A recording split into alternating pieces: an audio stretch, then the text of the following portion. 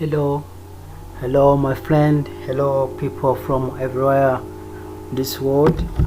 And today's session we are going to proceed about the business statistics, where we are going to look for the chapter 4, where we are going to look about the measure of dispersion or measure of variation. Here in the previous we have seen the measure of central tendency, where we look about the mean, median, mode, and also we have looked about how to calculate. In a measure of dispersion or measure of variation, here it includes like range, like quartile, like standard deviation. We have variances. That is what we are going to look in this chapter 4. So let us go into one-to-one about how this measure of central tendency is used in business statistics. Let's go for an introduction. The measure of central tendency are used for identifying the typical value in a group of values. In a contrast, measure of dispersion or variability are concerning with describing the variability among the values. Several techniques are available for measuring the extent of variability in the data set. That is what I'm going to say in this measure of dispersion or measure of variability. Here we calculate the range. In this measure of dispersion, we have to calculate the range. We have to calculate the modified range. We have to calculate the average deviation, and also you have to find out the variance, standard deviation, and the coefficients of variation. Let's go by one by one. When it comes for range, we like to use a letter L. Is the difference between the highest and the lowest value included in a data set. When you say a data set, that is the data we are collecting. It may be population, it may be sample. So to calculate range, we take highest value in that data, we raise lowest value to get a range. Thus when H represents the highest value in the group and L represents the lowest value. So that is what I'm saying. H represent the highest value, L to represent the lowest value. So range for any grouped data, we take highest value minus lowest value. Let's go for an example. An example number 1. During a particular summer month, the 8 salespeople in the heating and air conditioning firm saw the following number of central air conditioning units, where they said 8, 11, 5, 14, 8, 11, 16, and 11. So to calculate the range of this number they sold, we are going to take the highest value and raise the lowest value. Ahangaha turaza gufata umubare mutoya kumubare munini dukure umubare mutoya, cyangwa se dufate umubare mutoya tuwukure umubare munini. Nibyo ngibyo nshatse kuvuga. Range ni aho ngaho ibiri. Muri kino kibazo cyacu urabona ibyo bagurishije 8, 11, 5, 14, 8, 11, 13, 11. So umubare munini hano ni 16, umubare mutoya ni 5, tukabona ko range ari 11 unite bagurishije. Twaza hano kuri modified range. A modified range is a range for which some of the extreme value at each end of distribution are eliminated from the consideration. Ahangaha ni dusanga za interquartile range, percentile, ibintu nk'ibyo. So reka turebe interquartile range. Iyo bavuze modified range, ni za range dushobora kuba twa modifying tugiye gushaka. Kumodifying sinzi ko nabivuga mu Kinyarwanda, gusa ni nko kongera gusubiramo ya range wari ufite. The middle 50% is the range. 50% bavuga ko ari range. Between the value at 25 percentile points and 75 percentile point of distribution.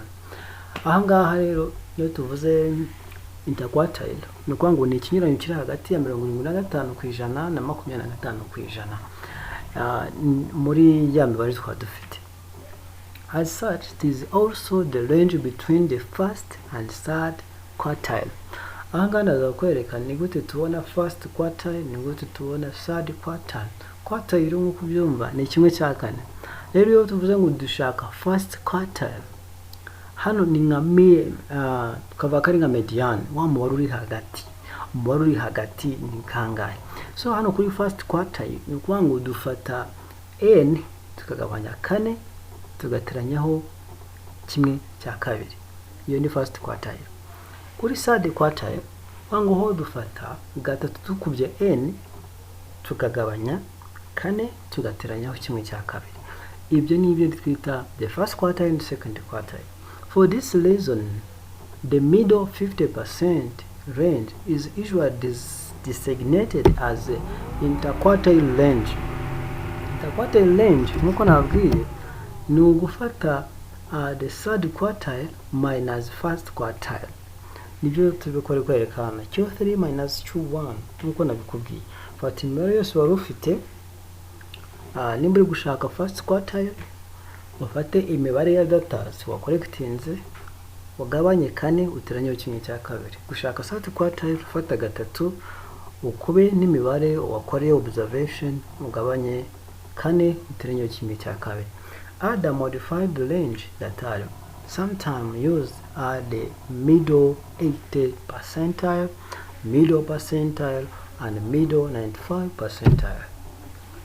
For example, the data for the cells of the central air condition unit presented previously in ascending order. Angaha izi ni data bagiye bagurisha muri air conditioning, bagiye babitondekanya ku murongo bahereye ku mubare mutoya bajya ku munini. 5, 8, 8, 11, 11, 14 and 16. Okay, thank you very much. So let's proceed by an example. The data for the cells of central air condition unit presented previously in ascending order are 5, 8, 8, 11, 11, 11, 14, 16. Thus the number for observation is n, it is 8. The number of observation is equal to 8. Those population data, this is from the population data. To compute the interquartile range, we first must determine the value of quartile 3, or 75 percentile point and 25 percentile. Then you subtract quartile 1 minus quartile 3. Well, to see interquartile range, we'll take the quartile number 3 minus quartile first quartile, where in this our question we are going to take the n here. Let me show you practically. This is n, it is 8. So as I have told you, the first quartile will be equal to n divided by 4, where we are going to take 8. Do you understand? 8 divided by 4 plus a half. Where we are going to find out the midpoint here for the first quartile will be at the 3.5. That means it is for 3. For 3, the number 3, which is equal to 8. That is the first quartile. For the third quartile will be equal to 8. 3 times 8 divided by 4 plus a half will be at the 6th number, where we are going to count 1, 2, 3, 4, 5, 6, 7 at the 6th number. 67.5. That means we are going to take 11 plus 14 divided by 2, where we are going to get 12.5, and then minus 8, which is equal to 4.5. Let's go for semi-interquartile range. Semi-interquartile range, as you are understanding that you are going to take interquartile and then you divide by 2. As I have continued to told this, interquartile, we take the third quartile minus first quartile, then you divide by 2. That is semi-interquartile range, where Q1 and Q3 have the same meaning as given above. The semi-interquartile range is a better measure of depression than the range, and is easier computed. It is drawn back that does not take into the account of all items. That is the disadvantage of this semi-interquartile range. It does not take into account all items. With the previous example, we get interquartile, which is equal to 4.2, so we are going to divide by 2. Quartile number 3 was equal to 12.25. Then we will less quartile 1, which is equal to 8, then we divide by 2, where we get 4.5 divided by 2, we get 2.25. That is what semi-interquartile range. The mean absolute deviation. This is another measure of depression. The mean absolute deviation, or MAD, is based on absolute value of the difference between each value in the data set and means of the group. It is sometimes called average deviation. The mean average of those absolute value is then determined. The absolute value of the difference are used because the sum of all the plus and minus difference rather than absolute difference. It is always equal to 0. Thus, the respective formula of the population and the sample of mean absolute deviation. Ahangaha mean absolute deviation tuyikoresha kugira ngo dukuremo ikimenyetso cya minus kiba cyagaragaye mu byo twabonye. Ni ukuvuga ngo ni ya mean dufata yaba negative tukayishyira mu kimenyetso cya n'uturongo tubiri duhagaze, ntabwo ari bracket, ni ukuvuga ngo uturongo tubiri duhagaze tugashyiramo umubare kugira ngo ya minus ze kuza kuvamo. Reka turiformire. Mean deviation here, we take the number of that summation, the summation of that data we are collecting, then we raise mean. If we are using for the sample, then we divide by n. That is the mean average deviation. Here for the population, we take that population data from the population, and also you raise the mu divided by n. So when it comes for here, it is a good idea where we are going to proceed about making the correction. Let us look for this an example. For the air conditioning sales data, the arithmetic mean is 10.5 units. Using the calculation in the table below, the mean absolute deviation is determined as follows. Here the mean absolute advantage is going to be determined by taking the mean. We are going to take the data minus the mean, and also you divide by the number for observation. Here as follow, we have a mean in our question which is equal to 10.5. That is in our question. So the data we are having before was 5, 8, 8, 11, 11, 11, 14, and 16. So we are going to take this x number 1, you raise that mean. Here we are going to take 5 minus 10.5, 10.5, then we get minus 0.5. That is what we call its minus mean.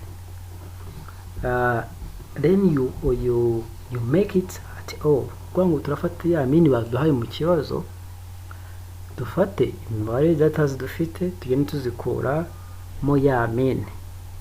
Nk'ahambere twafashe 5 dukoramo iyi 10 n'ibice 5 unit baduhaye, then mbona minus 5 n'ibice 5.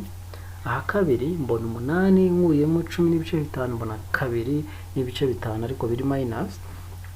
Then tuze hano hangaye dushyizemo ikimenyetso cya kino tuntu bihagaze, iyi niyo bita absolute. Iyi absolute rero idufasha gukuramo ikimenyetso cya negative aho kiri hose, ibintu byose bikaba guteranya. Ngaha rero ibyo nashaka kubereka. Noneho gushaka mean, absolute, deviation, turafata cya gisubizo twabonye kingana 21 tugabanye umubare mu za data dufite. Ni imibare twakoreyeho observation aho birangana na 2 n'ibice 32 cyangwa se twasuminge ko ari 2 n'ibice 6 unit. Tujye kuri 4.5 bita the variance and the standard deviation. The variance is similar to the mean absolute deviation in that is based on a difference between each value in data set and means of group. It differ in one very important ways. Each difference is squared before being summed. Mbere yuko ukora sum, hano bari kuvuga yuko iyi variance isa na ya yindi tumaze kubona yo kuri mean deviation, mean absolute deviation, aho ubu naho ukora difference. Fata ya za data ugakuramo ya mean, then ugakora ahangaha kuri variance aho bitandukaniyeho nuko ugenda uzisquaringa mbere yuko ziteranya. For population, the variance is represented by Vx. Kuri population dukoresha kano kamenyetso Vx, or more typically by the lowest Greek read sigma. Tugakunda gukoresha cyangwa se sigma muri Kigiriki niko bakunda gukoresha. For meaning iyi ya kuri population dufata za data dufite tugakuramo mean tugasquaringa tukabiteranya byose tukagabanya the number of observation. Iya kuri sample twamo dukoresha ya population nako za data dufite zo kuri sample tugakuramo ya mean yaho tugasquaringa, then tukagabanya n dukuyemo rimwe kubera ko ari sample atari whole population. So kuri standard deviation naho nawe bitandukaniye, aho ngicyo dukora ni ugushyiramo square root. Bya bintu twabonye kuri variance ni square root ya variance byo cyonyine, haba kuri population haba kuri sample. Let us look for an example.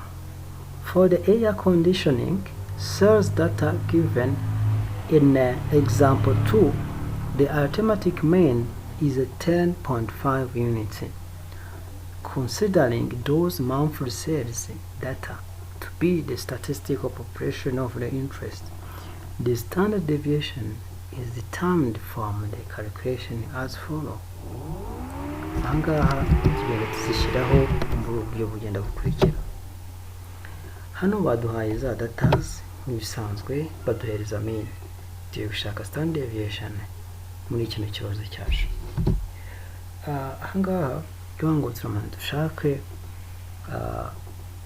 mean, aho tugiye gufata mean bayiduhaye ni 10.5, tugiye dufata data dufite population where we have 5 minus 10.5, then after that you squared. So after that urabona ko tugiye dufite no tugiye kugenda tuzisquaringa. Fate 5 n'ibice 5 ubisquaringe, fate 2 n'ibice 5 ubisquaringe, not square root, we did square, not square root. Then gukora igiteranyo cyabyo. Igiteranyo cyabyo urabona ko ari 86. Observation numbers is 8.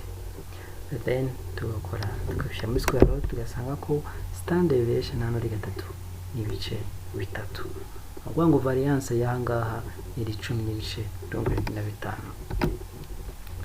Let's go for the simplified formula. Note that they are simplified formula for the variance. Those previous ones are called deviation formula. The simplified one are also called computation formula and as follows. This is a formula for simplified formula. For the fata za datas tukazigira squared tugakuramo number of observation tugakubaho mean ariko iri squared. Iyo ngiyo noneho tukaza kugabanya ikigabanyisho ari number of observation. Hasi variance uri kubona niyo kuri sample. Let's look for an example. The air conditioning cells data, we calculate the population standard deviation below by the use of alternative computation formula to demonstrate that the answer is the same as the answer obtained with deviation formula. The mean for those data is 10.5 as usual. So bivuze ngo hano tugiye kumanza twafata za x dufite tuzigire squared nkuko uri kubona 5 squared 25 8 squared 3 4 gutyo byose tubikore tuze kureba summation yayo ni kangahe. Nyuma yaho turaje dukuramo ya n ni 8 tuze kubaho ya mean ya 10.5 ariko squared tuze kugabanya 8 izi tubona variance yahangaha tukoresheje simplified formula. Let's go for the coefficients of variation. For the coefficients of variation, we use a letter called CV. Indicate that the relative magnitude of the standard deviation as compared with the mean of distribution of measurements as percentage. The coefficients of variation is useful when we wish to compare the variability of two data. Ahangaha ni ingenzi cyane iyo turi kugereranya ibintu bibiri bigenda bihindagurika. The set relative of general level of value and the does relative to the mean is each set. This is the formula of coefficients variation where we take the standard variation, the standard deviation divided by mean, then you multiply by 100. That is covariance.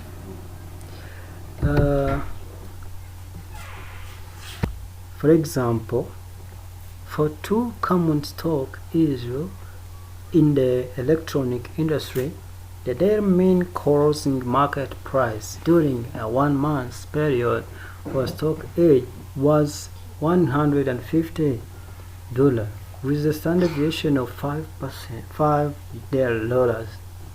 For the stock B, the mean price was 50 with the standard deviation of 3.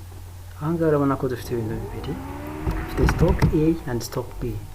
On an absolute comparison basis, the variability in the price of stock A was great because of the large standard deviation, but relative to the price level, the perspective coefficients of variation should be compared.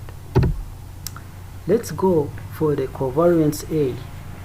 For covariance for stock A, we are going to take standard deviation divided by the mean. In our question here, the mean is here, as they said that their mean closing market price during the 1 month for the stock A was 150. bivuze ngo tugiye gufata ya standard deviation yayo 5 tugabanya 150 tugakuba 100. noneho kuri stock ya kabiri turaza gufata standard deviation yawo ya gatatu tugabanyije 50 tugakora 100. nuko nguko biraba bimeze. Nukuvuga ngo hambere variance yaho iraba ari 3 n'ibice 3 kw'ijana. Variance kuri stock ya kabiri iraba ari 6 kw'ijana. There are interpretation here. Therefore, relative to the average price level for each stock, we can conclude that stock B has been almost twice as valuable in the price as the stock A. Let's go for a delicious point. Do you understand? Quartile, decile, and percentile. When it comes for quartile, decile, percentile are similar to the median in that they are also subdivided distribution of measurements according to the population of frequencies observed, whereas the median divided as distribution into halves. Quartile divided it into quartile, decile divided into tenths, and the percentile point divided into 100 parts. The formula for median is modified according to the fraction points of interest. Ahanga ni kuvuga ngo niza from mediane ibashije kuba modified aho tubasha gushakamo quartile, decile, and percentile. Here iyo turi gushaka wenda tuvuga ngo gushaka nka first quartile, dufata n tukagabanya 4 tugateranyaho a half. That's the first quartile. Second quartile iriho dufata 3n divided by 4 plus a half kugira ngo tuze kubona quartile ya gatatu. Kugira tubone noneho the third decile dufata 3n tugabanya 10 tugateranyaho 1/2. Twashaka gushaka 70 percentile tugafata 70 tugakuba ya mibare ya observation n tugabanya 100 tugateranyaho 1/2. nuko uko bashaka centile 70 percentile. Let's go for an example. The 8 salespeople saw the following numbers of the central air quantitation units in ascending order: 5, 8, 11, 11, 11, 14, and 16. Find the proposition of the first quartile and the third quartile for this distribution. Kuri quartile ya mbere nkuko nababwiye turafata n number of observation hanga no 8 bere hano kabara kuri 5 kujya ku 15 tukasanga ari igizwe n'imibare 8. Then tukagabanya 4 niyo muri formula tugateranyaho half. Urabona ko first quartile turayisanga ku mubare wa 2.5 ariyo 8. Uko twagomba gufata iyi ngiyi n'iyi tukabiteranya tukabanya 2, ariko urabona ko bisa that is the same. Nuko ngo third quartile ho turafata 3n divided by 4 plus a half. Hano kwa tugiye gufata 3 tugabanya 8 dukuba 8 kubera yo n tukabanya 4 plus 1/2. Ngo turasanga ko third quartile ingana iri ku mubare wa 3.5. Bivuze ngo muri 6 n'uyu gafata uyu teranyaho uyu dieteto turafata uyu wa 5 teranyaho 6 tukabanya 2 kugira tuze kubona the third quartile. That was a measure of central or measure of deviation. So let's look the measure of shape. Here for measure of shape, here is where we are going to look about the Pierce coefficients of skewness. The Pierce coefficients of skewness measure the departure from the symmetric by expressing the difference between the mean and the median relative to the standard deviation of the group of measurement. The formula is this: to get the skewness, we take 3, then times the mean for the population, you minus median, so then you divide by the standard deviation. The coefficients of skewness here For the symmetrical distribution, the value of the coefficients of skewness will always be 0 because the mean and median are equal to another. In value for the positive skewness distribution, the mean is always larger than the median. Hence, the value of the coefficients is positive. For the negative skewness distribution, the mean is always smaller than the median. Hence, the value of the coefficients will be negative. The coefficients of skewness, if the mode is a well-defined unknown, this formula is also can be illustrated as skewness. Mean minus mode divided by sigma. That is how calculate the skewness. This is also called Pearson coefficients of skewness. Note that for the moderate asymmetric distribution or for a symmetrical curve, the relation mean minus mode equal to 3 mean minus median as approximate hold. The box plot. In the next session, I will show you how this box plot is working.